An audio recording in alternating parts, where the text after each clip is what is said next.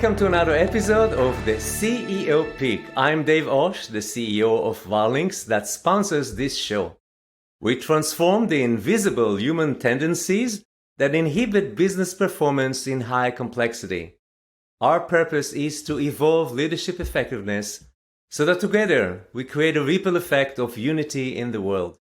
The CEO Pick Show is devoted to addressing the leadership team challenges that get in the way of achieving business results. We invite insightful and inspirational CEOs who are thought leaders in advancing their team effectiveness. Such a leader is our guest today, Kevin Jones, the CEO of Celero Commerce, a Nashville, Tennessee company that provides payment processing services, business management software, and data intelligence to small and medium-sized businesses in one holistic platform. Kevin founded Celero in 2018, and 2.5 years later, it's the 16th largest non-back payment processor in the United States, serving more than 25,000 businesses. Kevin began his fintech career at Chase Payment Tech and is former president of the SignaPay and former CEO of Anovia Payments, which he led to a successful exit. Celero leadership team have completed 6 acquisitions since its inception, which is very untypical for a young company. And I don't know about you, but I am very curious to learn more about the challenges of leading a team that acquires on average 2 companies every year. So hello, Kevin, and welcome to the show. Thanks so much, Dave. Good to be here. Yeah, first of all, congratulations, because while we just spoke just a few minutes before we started the recording, you told me you had this 6 acquisitions, so I needed to change it. I can't track you, you move so fast. It has been a blitz of a couple of years, without question. Enjoyable and rewarding, but certainly I can tell you I've been on a lot of Zoom calls at 1:30 a.m. I see. Look, it's such an interesting and fascinating topic, the mergers and acquisition, because not too many companies actually go through that. Everyone thinks about organic growth. So today I'd like to learn from you about the leadership aspect of leading your team through that process and lesson that you learn from the leadership perspective and not from the technical M&A perspective. Does it make sense? Yes, sir. So first, I'm very curious. I dealt with acquisitions before, and the biggest challenge, even doing one, was just this integration of all those cultures that come together into the company. And when you're such a young company, still probably building your own culture, how do you integrate and how do you continue to morph in the culture when you have so many other cultures coming in?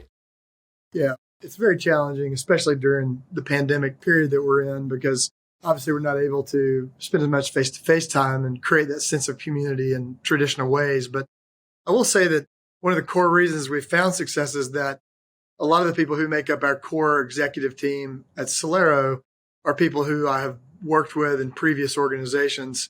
And so there is a really good core understanding of how we operate, strengths and weaknesses of one another, communication styles with one another, key character traits. And I think that blends a lot to enable our culture, in that we've got a core that does have a similar, characteristic belief system about the type of leadership and community and communication that we want to build within the overall organization. So as we bring organizations in, it does give us a good infrastructure to build off of. Beautiful. So what you're saying, look, you really need to have a strong core to build upon that external growth. If you have a weak, leadership team or not working well together, don't get into that. Yeah, I think if you're an acquisitive organization that's young, like we were, having that core group that really believes in a certain level of communication and, in our case, a leadership style where we invite dissent, we invite discussion, we want kind of a bottom-up strategy, build up, and we want people's voices to be heard and for them to feel valued. If you don't share that across the discipline, then obviously as you're acquiring organizations that have a heritage culture, they're not going to blend into it unless yours is firm and yours is confident. And I will say that one of the things that we've made a really core part of this overall thesis is we don't make acquisitions unless the culture of the organization we're acquiring is within a pretty tight realm of fit for us. Because obviously, given the pace we're going, I think the biggest execution risk to good acquisitions is culture. Not having good culture fits creates a ton of issues because regardless if it's a small issue or a large issue, but you're trying to solve it, there's a big difference between cooperating and collaborating. And if you're only cooperating, well, that's probably not the worst case scenario, right? People could be actually working against you, working towards another agenda. So finding those cultures of organizations that are willing to collaborate to kind of the greater good of the end customer, that's a great start because you can accomplish a lot more and you can certainly overcome obstacles and issues much easier if you have a group of people that are willing to collaborate to do so. Yeah. Culture fit is actually the main condition actually for the acquisition. So it saves you a lot of challenges afterwards. But still, as much as you can learn through due diligence, right? You will have all kind of unpredictable ways of doing things in all areas of the organization. So how your leadership team and you actually deal with all the variances that you find after the acquisition? How do you dissolve them together, merge them, make them are you just keeping the old culture or something new and morphs out of that? Something new morphs out of that. So we're not an organization that's making acquisitions to let them consistently run as separate organizations. We're looking to blend these organizations both from a technology, operations, human resources, culture perspective. And therefore, we enter these relationships with an open mind, probably more than most. It's actually an interesting part of diligence when a lot of the CEOs of the organizations that we're buying are asking questions about, hey, I know you guys have already figured out what you want to do, so just be honest with us. And we say, look, we love what your organization is doing.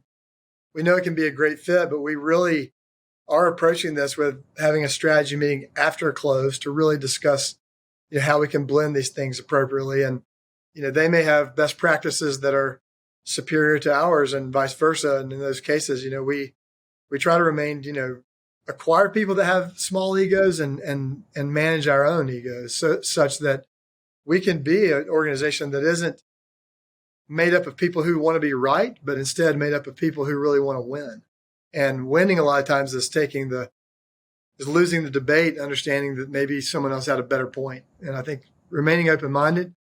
And for me as a CEO, it's facilitating good outcomes and facilitating good decisions versus always making those myself.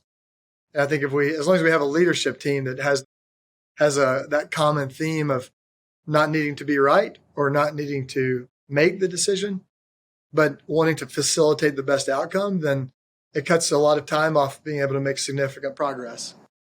Yeah, I love actually the whole process. What I'm hearing from you is before the acquisition, you are looking for culture fit. But once you decide this is a culture fit, you acquire the company, then you head into a culture blend rather than culture fit, because culture fit is it's like a new employee that joined the company, right? If you're not fit, you'll probably leave after 3 months because you're not fit, but you already acquired the company. And now it's not just about the fit, it's more about how to blend the culture in such a beautiful story to tell and insight. Because many companies actually try to force their culture on the new acquired companies, right? Yeah, in my opinion, personally, that doesn't work because we all have our own personalities, right? And I like to see the culture evolve into a place that all those personalities can thrive together. The most recent acquisition that we did is an organization named Transnational Payments.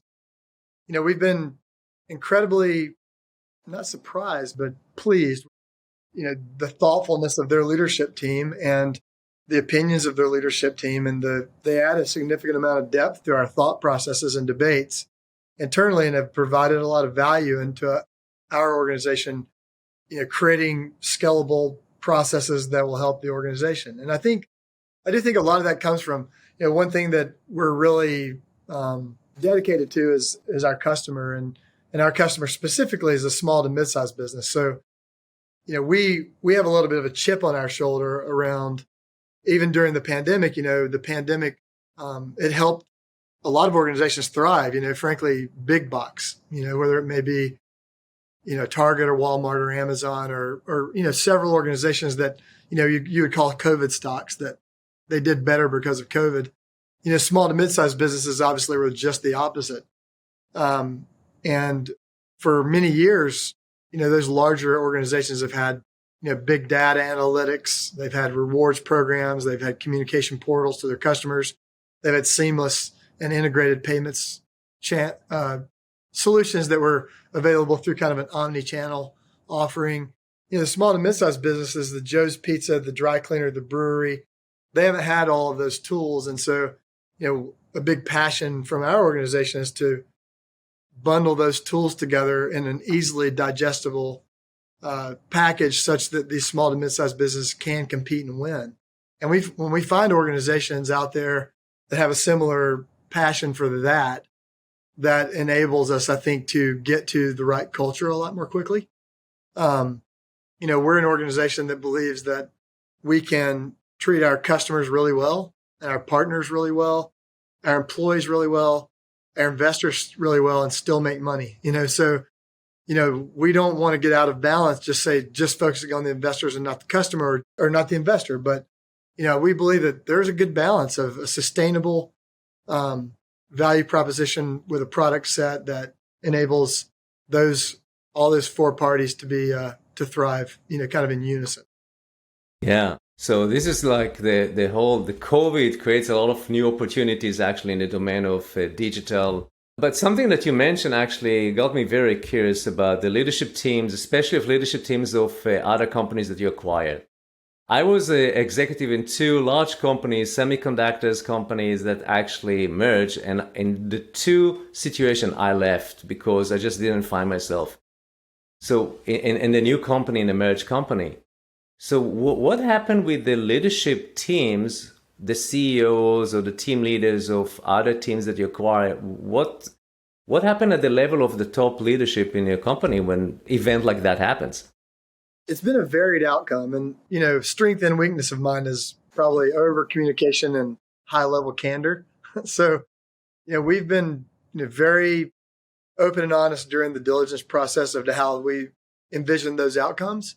And so I think we've been able to work towards no big surprises, afterwards in terms of the role that those individuals would play. And so in a couple of cases, the owners of the company were ready to retire. And that was one of the reasons they were ready to kind of pass the mantle.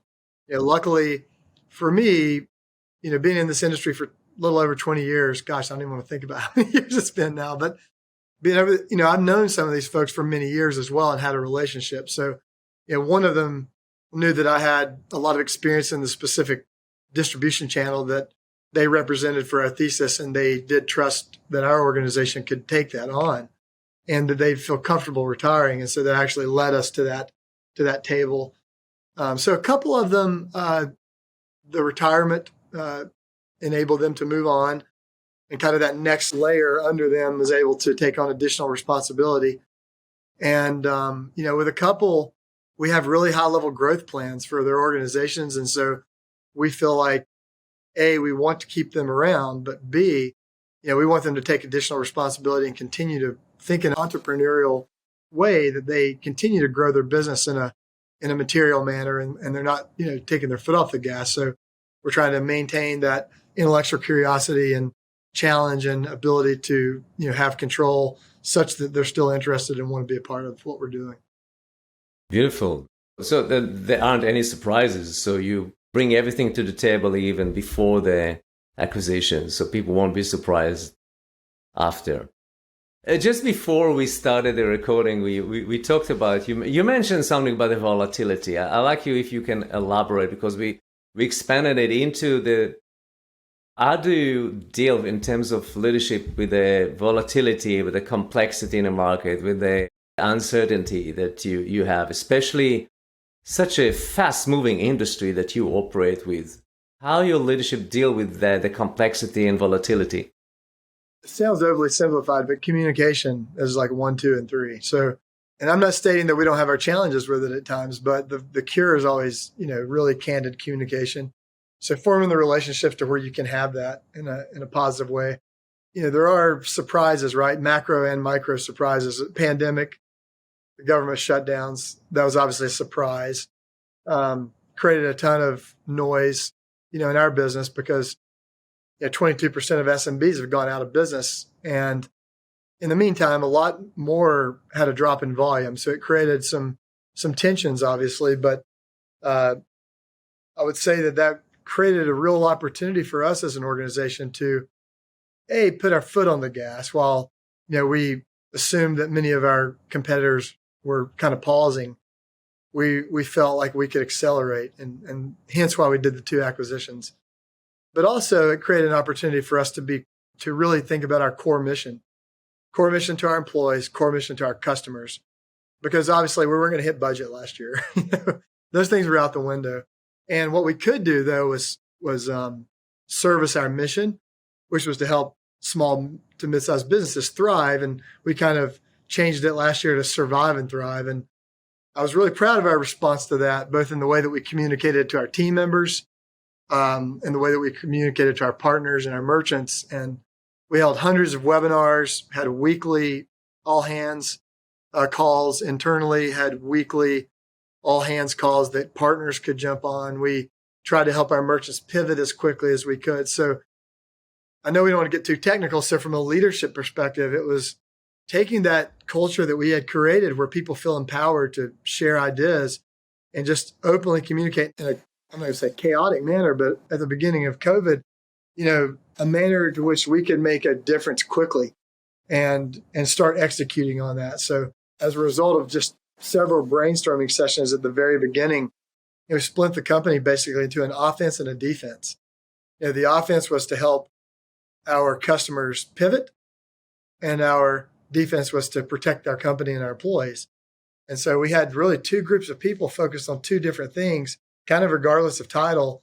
And we just focused on, outstanding execution of those 2 things. So I think it all spurs from communication. Yeah. And, you mentioned the service mission, and you actually play in the same size of companies that you are. So it's not like you're a large enterprise, need to serve small and medium-sized businesses, right? You have a great empathy to them. You went through the pandemic as much as they did. Before we wrap it up, there's one question in my mind. There's a lot of activities in M&A in the company. How do your leadership team deal with business as usual, running an operation, and dealing with new M&A acquisition and at the same time? How do you split your time and manage that 2 burdens at the same time? Yeah. A lot of it's trust and ownership. So one of the things that we focus a lot of effort on here is kind of buckets of ownership and ensuring that, we're still an organization, we have a little bit over 250 employees and 45,000 customers. So one of the things that we do is, every employee of this organization is really important. They're really valuable. We're not fat, so to say. We're thin and we run efficiently, and we have parts of our organization that are focused on evolving, scalable processes that obviously help our customers and our operational efficiencies. And then we have a portion of our organization focused on, project managing appropriate integrations, getting systems aligned, whether that be phone systems, technology, servers moving to the cloud, or SaaS companies, coming onto the similar dev teams.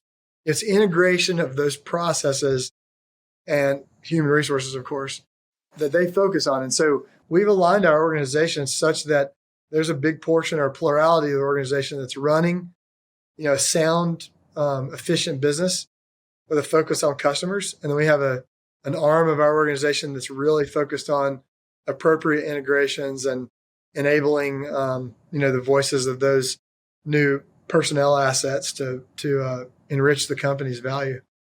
Yeah, so it's like by design. You design the organization in a way that you have different parts that actually can efficiently deal with this scaling up very quickly when you acquire a new company, based on building efficiencies, integration. That's correct. And we look for companies that fit. So we're not biting off things that are too frictionless. So We've got great relationships with certain technology platforms. And, when we find we're kind of intentional, like our acquisitions have to fit like a piece of the puzzle also from a technical perspective. So, they are organizations that can come onto the technology platform that we're using. They do fit, the distribution channels that we very intentionally set out to be great at. And so they're all bringing something to the table that enhances the customer experience already. And so the integration becomes more operational. Beautiful. Kevin, it was such a great time to talking to you. With you, it was, I learned a lot from and I'm sure that our audience learned a lot, how to actually deal with the challenges that the complexity of merger and acquisition bring to the company. I really appreciate the time you took to be with us today. Yeah, it was a pleasure. Thank you so much for having me. I appreciate it. Yeah, you could have bought a company while we were talking, so... And thank you for watching the show. I'm looking forward to see you in the next episode. Bye-bye.